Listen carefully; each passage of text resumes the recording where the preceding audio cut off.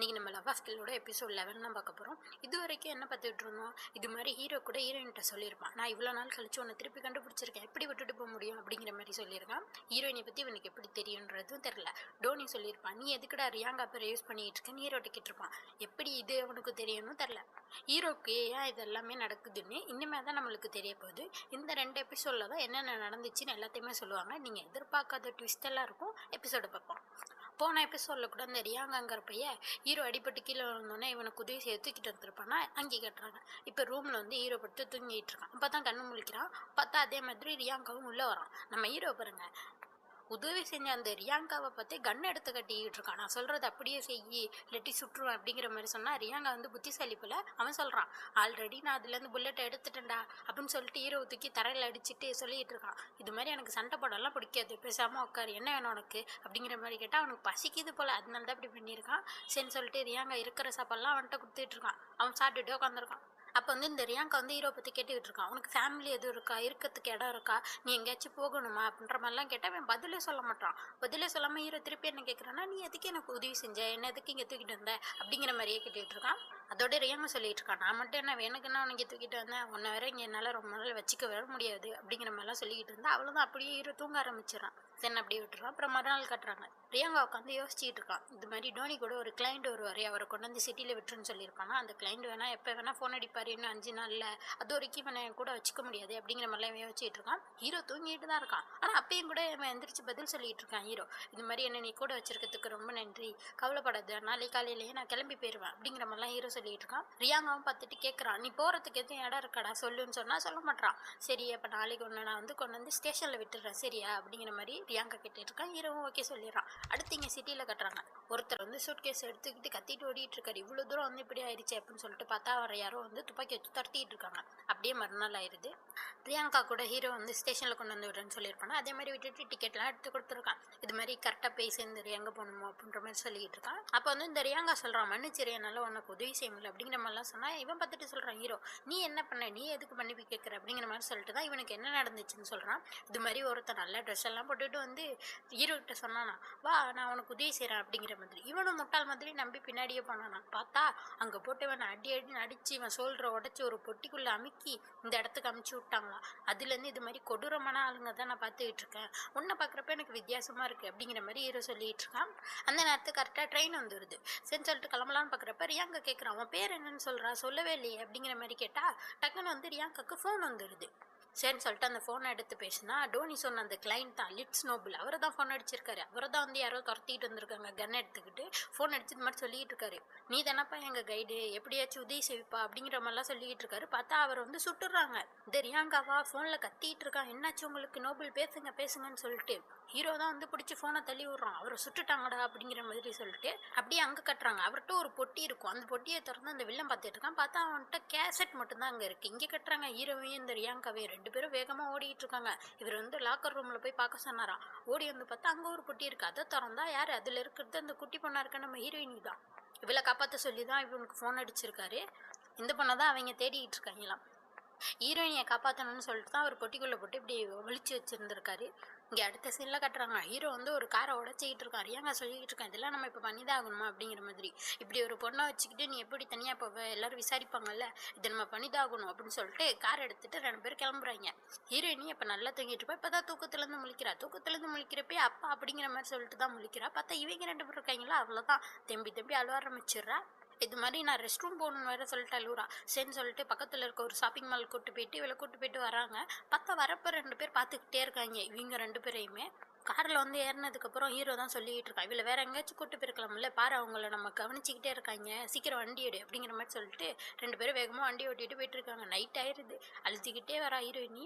இந்த நினைவுகள் தான் அடிக்கடி ஹீரோயினிக்கு கனவாக வரும். நிறைய எபிசோட பார்த்துருப்போம், நிறைய கனவு இவளுக்கு வந்திருக்கும். இதை பற்றி தான் அவளுக்கு திருப்பி கனவு வந்துக்கிட்டே இருக்கும். ஹீரோயினியாக அழுத்திக்கிட்டே வரா. இது மாதிரி அப்பா பார்க்கணும், அப்பா கிட்ட போகணுன்னு சொல்லிட்டு ரியாங்க சொல்லிட்டே வரான், அழுவாதன்னு சொல்லிட்டு. அப்போ தான் ஹீரோ சொல்கிறான், அவளோட பேரை கேள்வி அப்படிங்கிற மாதிரி. அப்போ தான் வந்து இந்த ரியாங்கா அவன் பேர் என்ன அப்படிங்கிற மாதிரி கேட்குறா. இது மாதிரி என் பேர் ரியாங்கா, உன் பேர் என்ன அப்படிங்கிற மாதிரி சொன்னால் அப்போ தான் வந்து சாட்டர் நோபல்னு சொல்லிட்டு அப்போ சொல்லுவாள்.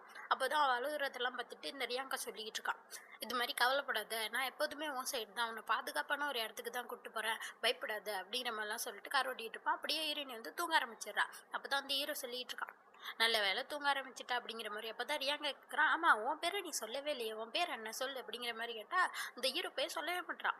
நான் ஒரு வெளியாள் தான், என் பேரெல்லாம் இப்போ தேவையில்லை, பிரச்சனை தான் பெருசாகும் அப்படிங்கிற மாதிரிலாம் ஹீரோ சொல்லிட்டு இந்த மாதிரி ரியாங்காட்டு கேட்குறான், நீ இப்போ பண்ண போறியே இது சரிதானா அப்படிங்கிற மாதிரி கேட்குறான். எதை பற்றி சொல்கிற அப்படின்னா, ஹீரோயினியை கொண்டு போய் ஒரு இடத்துல விட போகிறான்னா அங்கே அவன் என்ன பண்ணுறான், டோனி வந்து இந்த மாதிரி சின்ன பசங்களை வந்து ஒரு போர்க்கருவியாக தான் யூஸ் பண்ணிகிட்டு இருக்கான். அதை பற்றி தான் இவன் கேட்குறான். நீ இப்படி இவளை கொண்டு போய் விட போறியே அது சேஃப் தானே, அது சரிதானா அப்படிங்கிற மாதிரிலாம் ஹீரோ வந்து ரியாங்காட்ட கேட்டுட்டு இருக்கான். ரியாங்காவும் அப்படியே சந்தேகமாக யோசிச்சுட்டு இருக்கான், என்ன சொல்கிற, அது சரியான இடம் தானே அப்படிங்கிற மாதிரி இவன் வச்சுட்டு இருக்கான். அப்படியே காரை கொண்டு வந்து ஒரு இடத்துல நிப்பாட்டிட்டு அங்கே ஒரு காட்டுக்குள்ளே கேபின் இருக்கும்ல, அங்கே வந்து அதை உடச்சிட்டு இருக்காங்க. இங்கே பார்த்தா ஹீரோயினி தூங்கிட்டு இருக்கா, ஹீரோ தான் பக்கத்தில் நின்றுட்டு இருக்கான். அப்போ ஹீரோ தான் வந்து ஹீரோயினிக்கு போர்வையெல்லாம் பற்றி விடுறான். அவள் தும்முறா, சரி இவளுக்கு எதுவும் உடம்பு சரியில்லையோ அப்படின்னு சொல்லிட்டு தலையை தொட்டு பார்க்குறான். அப்போ தான் இவன் வந்து இவளுக்கு ஸ்ட்ரெஸ்ஸை பிடிச்சிக்கிட்டு, அண்ணன் நீங்கள் தானே அப்படிங்கிற மாதிரி கேட்டுட்டு இருக்கா. ஆமாம் ஆமாம் நான் ரியாங்கா தாம்மா அப்படிங்கிற மாதிரி இவனும் சொல்கிறான். இதை பற்றி தான் போன எபிசோட்லேயும் கேட்டிருப்பான், உனக்கு எதுவும் நைட் மாதிரி வருதா இது மாதிரி தலையில் கை வைக்கிற மாதிரிலான்னு சொல்லிட்டு போன எபிசோட்லேயே ஹீரோ கேட்டிருப்பான். இப்படி பேசிட்டு போய் பின்னாடி ரியாங்கா வந்துடுறான். வாங்க வாங்க போய் தூங்கலாம் அப்படின்னு சொல்லிட்டு யாரோடையோ கேபின் உடச்சிட்டு உள்ளே வந்துருப்பாங்க. சரின்னு சொல்லிட்டு தூங்கினா அப்போ தான் வந்து இவன் சொல்லிக்கிட்டு இருக்கான், இது மாதிரி ரியாங்கா நம்மளால ஹோட்டலில் எங்கேயும் தங்க முடியாது, ஏன்னா சந்தேகப்படுவாங்கல்ல, பார்சிலா போகிறதுக்கு ரொம்ப தூரம் வேற இருக்குது அப்படிங்கிற மாதிரி சொன்னோடனே ஊர் பேரை சொல்லிட்டானா உடனே ஹீரோ பார்க்குறான், பார்சிலாவா, சரி சரி நான் இதை கேட்டதை நான் அப்படியே மறந்துடுறேன், போகிற வழியில் நாளைக்கு நான் எங்கேயாச்சும் இறங்கிக்கிறேன் அப்படிங்கிற மாதிரி ஹீரோ சொல்கிறான். இருந்தாலும் ரியாங்காவுக்கு ஒரு சந்தேகம், அப்படியே இந்த சின்ன சந்தேகம் தான் பெரிய பிரச்சனையாக போகுதுன்னு இவனுக்கு இப்போ தெரியல. என்ன யோசிக்கிறான்னா, ஹீரோ ஒரு வேளை வந்து எனிமையாக இருந்தால் இவனோட சீக்ரெட்டு எல்லாத்தையும் தெரிஞ்சுக்கிட்டு அவனுக்கு எதிராக யூஸ் பண்ணிட்டா இவனை இங்கேயே முடிச்சிடலாமா அப்படின்னு சொல்லிட்டு கண்ணை தொடறான். ஹீரோக்கு அப்பயே சென்ஸ் ஆகுது பாருங்க. அவன் சொல்றான், தப்பு பண்ணுற ரியாங்கா நான் உன்னை முடிச்சிருவேன் அப்புறம் அப்படிங்கிற மாதிரி ஹீரோ கேட்குறான். உடனே இவன் சொல்கிறான், ரியாங்கா அதெல்லாம் ஒன்றும் இல்லை அப்படிங்கிற மாதிரி சொல்கிறான்னா அப்போ தான் அந்த ஹீரோ சொல்கிறான், நீ இப்படி பாதி மனசோடையே எல்லாத்தையும் செஞ்சேன்னு வச்சுக்கோயேன் உன் வாழ்க்கை தான் முடிஞ்சிரு ரியாங்கா அப்படிங்கிற மாதிரி சொல்கிறான். உடனே அதுக்கு ரியாங்கா சொல்கிறான், நீ ஏன் இப்படி வித்தியாசமாலாம் பேசுகிற, உன்னை பார்த்தாவே எனக்கு பயமாக இருக்குது அப்படிங்கிற மாதிரி சொல்லிடுறான். ஹீரோவும் பார்த்துட்டு சரிப்பா அப்படின்னு சொல்லிட்டு அவனோட பேக்கை எடுத்துட்டு நாளைக்கு வரைக்கும் நல்லா இருக்க முடியாது நான் இப்பயே போயிடுறேன் அப்படின்னு சொல்லிட்டு அவன் பாட்டு கிளம்பி போயிட்டு இருக்கான். இங்கே ரியாங்கா கத்துறான் போகாத போகாதன்னு சொல்லிட்டு, ஆனால் ஹீரோ பாட்டு கிளம்பி போயிட்டே இருக்கான். அவன் பாட்டுக்கு இந்த ரியாங்காவா புலம்பிகிட்டு இருக்கான், எல்லாம் என்னால் தான், நான் வந்து லூஸ் மாதிரி பண்ணிக்கிட்டு இருக்கேன், அவனை இங்கே இன்வால்வ் பண்ணதே நான் தான், இப்போ நானே இப்படி சொல்லிட்டேன்னு சொல்லிட்டு இந்த கண்ணால் தான் எல்லாமே அப்படின்னு சொல்லிட்டு கண்ணை தூக்கி விசிட்டு வெளில ஓடி வந்து பார்க்குறான். அப்போ நம்ம ஹீரோயினியை கட்டுறாங்க. இப்போ தான் இவன் கண்ணு முழிக்கிறான். முழிச்சிட்டு அப்பா எங்கே இருக்கீங்க, அண்ணன் எங்கே இருக்கீங்க அப்படிங்கிற மாதிரிலாம் கேட்டுக்கிட்டு இருக்கா. கீழே கிடக்கிற கண்ணியவே பார்த்துக்கிட்டு இருக்கா. அடுத்து இங்கே ரியாங்கா தான் கட்டுறாங்க, சாரி ஹீரோவை தான் கட்டுறாங்க. அவன் வந்து ரோட்டில் நடந்து வந்துட்டு இருக்கான். அடுத்தவங்க வாழ்க்கையிலலாம் நம்ம தலையிடவே கூடாதுப்பா அப்படிங்கிற மாதிரி சொல்லிக்கிட்டு அப்படி நடந்து வந்துட்டு இருக்கப்போ அவன் முன்னாடி வந்து ஒரு கார் நிற்கிது. அவளை தான் ரியாங்கா வந்து பயப்பட ஆரம்பிக்கிறான். பார்த்தா ஃபர்ஸ்ட்டில் வந்து ரியாங்கா ஹீரோ துரத்திக்கிட்டு இருந்தாங்கல்ல அவன் தான் வந்திருப்பான். யார் இவனுக்கு சொல்லியிருப்பான்னு பார்த்தா ஷாப்பிங் மாலில் 2 பேர் பார்த்தாங்கல்ல பைக்கர்ஸ், அவங்க தான் சொல்லியிருக்காங்க. அவங்களும் வந்துடுறாங்க. ஹீரோ இதை பார்த்துட்டு விறுவிறுன்னு காட்டுக்குள்ளே ஓட ஆரம்பிக்கிறான். அடுத்து அப்படியே நம்ம ஷாட்டோவை தான் கட்டுறாங்க.